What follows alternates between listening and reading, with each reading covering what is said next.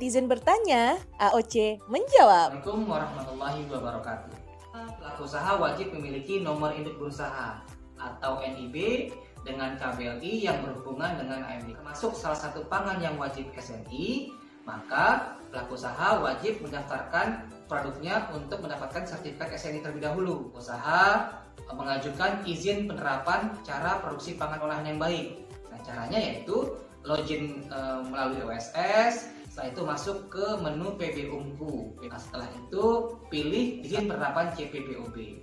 Nah, setelah itu nanti masukkan data-data, lalu aktif akunnya di e-sertifikasi, yaitu setelah aktif di e-sertifikasi, pelaku usaha mengupload data-data kembali seperti peta lokasi sarananya, denah bangunannya, panduan mutu, lalu deskripsi pangan olahan, lalu alur proses produksi seperti apa, dan juga mengupload surat pemenuhan standar penerapan CPPOB, yaitu semacam surat komitmen bagi pelaku usaha untuk menerapkan CPPOB atau cara produksi pangan olahan yang baik.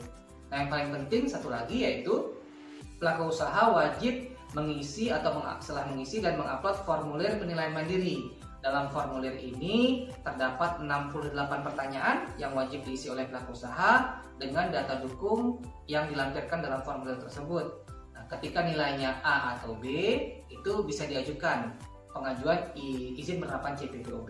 Verifikasi terbit izin penerapan CPPOB, tahap selanjutnya adalah pelaku usaha mendaftarkan izin edar produknya. Nah, tahapannya login kembali ke akun OSS, lalu masuk ke menu PBUMKU. Setelah itu pelaku usaha klik menu izin edar. Setelah menu izin edar, lalu pelaku usaha diarahkan masuk langsung ke web Badan POM e-registrasi, lalu mengaktifasi akunnya di e-registrasi. Selanjutnya mengisi dokumen-dokumen penunjang yang dibutuhkan dalam e-registrasi tersebut. Nah, setelah itu keluarlah dia akan dievaluasi oleh petugas di Direktorat Registrasi Pangan Olahan di Badan POM. Setelah itu keluar izin edar air minum dalam kemasannya.